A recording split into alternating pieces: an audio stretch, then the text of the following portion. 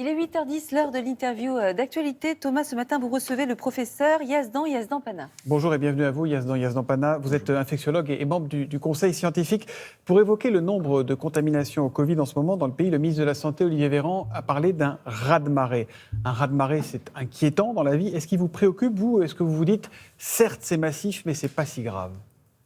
Non, je pense qu'on est quand même préoccupé parce qu'effectivement, il y a un nombre très important. Effectivement, on a une proportion très importante de la population est vaccinée, qui fait que le virus est à l'origine d'une maladie moins sévère. Et par ailleurs, on a un virus qui semble aussi être moins sévère. Donc il y a des raisons d'être moins inquiet, mais malgré tout, le nombre est tellement important qu'il va y avoir un impact sur la population. C'est le côté massif qui vous inquiète. Mais est-ce que vous avez le sentiment que la situation sanitaire est sous contrôle dans le pays aujourd'hui, que les choses sont à peu près tenues, médicalement, je parle? Pour l'instant, en tout cas en ce qui concerne les hospitalisations, tout ce qui est les hospitalisations en réanimation, même si ça arrive sur un hôpital qui est sous tension, on contrôle la situation, mais je pense que pendant encore un mois, il va y avoir une situation difficile dans les hôpitaux, donc il faut être très vigilant. Un mois, ça veut dire que le fameux pic, le haut de la courbe de cette 5e vague, c'est pas avant, dans un mois pour vous? Alors, il y a le nombre des infections toujours, et après il y a l'impact qu'il y a sur les hospitalisations. On pense que la deuxième quinzaine de janvier, on va arriver au pic des infections dans la population. Comme il y a toujours un retard d'une quinzaine de jours, probablement dans les hôpitaux, les pics seront atteints début février. Vu la vitesse de contamination actuelle qu'on évoquait, plus de 368 000 cas ces dernières 24 heures, c'est un chiffre qu'on n'avait jamais atteint. Est-ce que vouloir stopper ce variant Omicron a un sens? Ou est-ce que finalement il faut le laisser se développer? Certains disent, laissons-le, entre les vaccinés et ceux qui vont attraper le Covid, on aura enfin cette immunité collective qui nous débarrassera de l'épidémie. Vous y croyez à cette thèse-là ou pas? Alors, il y a des modélisations qui ont été faites, qui ont été faites par les équipes Pasteur, sur lesquelles on se base. On voit que même diminuer un peu le pic de l'infection, d'essayer d'étaler un peu la courbe des infections, a un impact important sur les hospitalisations. Donc on ne peut pas complètement laisser filer le virus, parce que l'impact sociétal sera très important. Mais sur cette idée d'immunité collective, c'est vers ça qu'on va, ou c'est une hypothèse parmi d'autres? Je pense qu'il ne faut pas parler de l'immunité collective. Effectivement, les nombres d'infections, la vaccination permet à la population d'avoir une immunité qui permet de diminuer la sévérité des infections, pas le nombre des infections. Et ça, pour le coup, c'est quelque chose qui est effectivement important pour l'avenir. Quand l'OMS, l'Organisation mondiale de la santé, dit qu'au rythme où on va, un Européen sur 2 devrait être touché par Omicron dans les 2 mois qui viennent, ça vous inspire quoi? Ça, c'est quand même pas formidablement rassurant.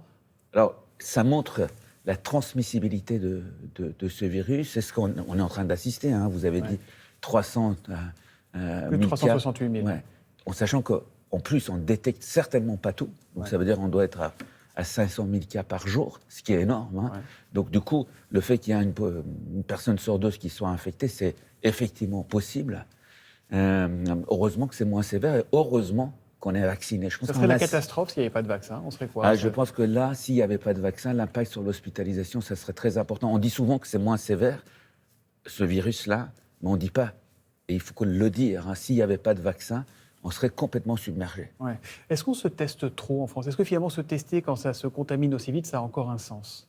Je vous ai dit, même quand on se teste, quand on se trouve positif, même maintenant, ce qui se passe depuis 1 an et demi, 2 ans, c'est que la population est en train d'apprendre. Donc on s'autocontrôle. Et ces tests servent à ça. Donc ça, c'est bien pour vous, il faut continuer. Je pense qu'il faut continuer. Les autotests apportent un vrai plus parce que ça permet à la population, quelque part, de s'approprier les choses. Et c'est quasiment une éducation sanitaire, c'est bien. C'est bien. On a vu que le niveau de protection de la 2e dose de vaccin, la 2e dose baissait d'environ de 50% au bout de 6 mois.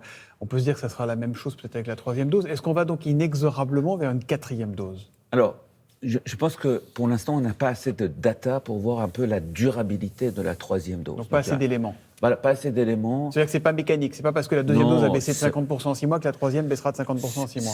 C'est pas mécanique, donc il faut attendre encore. On a des équipes en France, notamment, qui sont en train de regarder ça. Et je pense, par contre, que probablement, on va arriver à un virus saisonnier, avec comme la grippe, où on va régulièrement vacciner, notamment des populations vulnérables, ceux qui perdent le plus l'immunité vaccinale. Pour se protéger, il y a le vaccin, mais il y a aussi le masque. On attend toujours l'avis de la Haute Autorité de Santé sur le passage au masque FFP2, le masque canard pour tout le monde. Est-ce que vous y êtes favorable, vous, à ce masque FFP2 généralisé? Alors, il y a deux choses. C'est que, comme vous l'avez dit, le vaccin seul, surtout dans une période comme ça d'incidence élevée, ne suffit pas. Il faut absolument que la population aussi respecte un certain nombre de règles.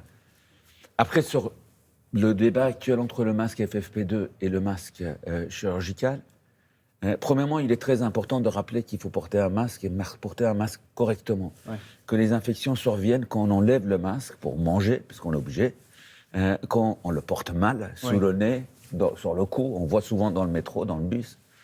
Après, de manière expérimentale, pour répondre à votre question, dans les conditions de laboratoire, on sait que FFP2 est un peu mieux que le masque chirurgical. Vous êtes plutôt favorable à la généralisation du FFP2 ou pas? Je pense que dans un certain nombre de conditions, dans un certain nombre de situations, on voit les dentistes, on voit en réanimation, il faut porter le masque FFP2. Dans la population, je ne suis pas certain, sauf peut-être chez un certain nombre de patients immunodéprimés qui sont des patients plus vulnérables. Donc les plus fragiles, les professionnels de santé, mais pas tout le monde. Le protocole a encore changé dans les écoles, professeur. 3 autotests suffiront désormais pour les élèves cas contact. Est-ce que ce protocole est le bon? Est-ce que c'est suffisant pour vous aujourd'hui? Alors, je pense qu'il faut comprendre un peu la lassitude des enseignants, des parents d'élèves. Des parents, des enfants, de tout le monde. C'est compliqué, mais il faut comprendre aussi qu'on est dans une situation très particulière. Et peut-être que c'est normal qu'on tâtonne pour trouver des choses. Et donc, du coup, vous avez vu à quelle vitesse dans cette épidémie, la science avance et on est en train de s'adapter. Il y a aussi qu'on n'a jamais fait ça. Mais est-ce que la situation dans les écoles vous inquiète, vous, au Conseil scientifique, aujourd'hui? Je pense que la situation dans les écoles représente ce qui se passe dans la société. Moi, personnellement, même si je suis d'accord que c'est compliqué, qu'on change, mais peut-être qu'on n'a pas le choix, peut-être qu'on peut mieux faire. Mais la fermeture de l'école, franchement, je pense que pour la santé mentale des enfants, c'est pas bon. C'est pas la solution.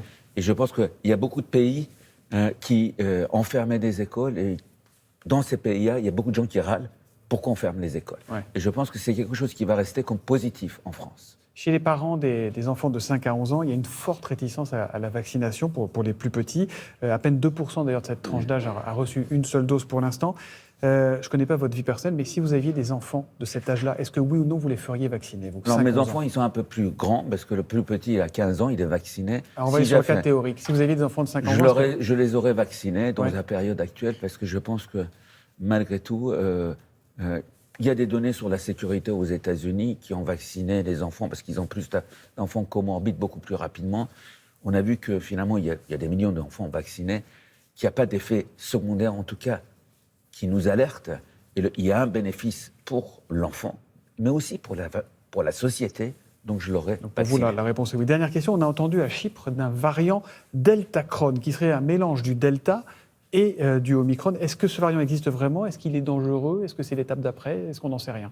Alors, il faut être très prudent sur ce qui est en train de se passer au Chypre, parce qu'effectivement, il y a une vingtaine, 25, je crois, souches qui ont été semble-t-il, isolées. On n'a pas retrouvé ça ailleurs. En France, on a mis en place un réseau émergent qui regarde ça de très près. On n'a pas vu ça, malgré la co-circulation. Donc il y a quelques questionnements autour de ce, entre guillemets, pseudo-variant qui a été uniquement identifié au Chypre. Donc je me pose quelques questions. Alors après, il y a la possibilité qu'il y ait de nouveaux variants. Mais là, je pense que même si on regarde les choses de très près, on a quelques doutes. Eh ben, on va rester sur ces doutes-là et on va garder votre optimisme. Au moins provisoirement, on verra avec cette épidémie ce qui nous attend, parce qu'on a été surpris en permanence depuis 2 ans. Merci beaucoup, professeur Yazdan Panna, d'avoir été avec nous dans Télématin. Merci. Merci à vous. Merci.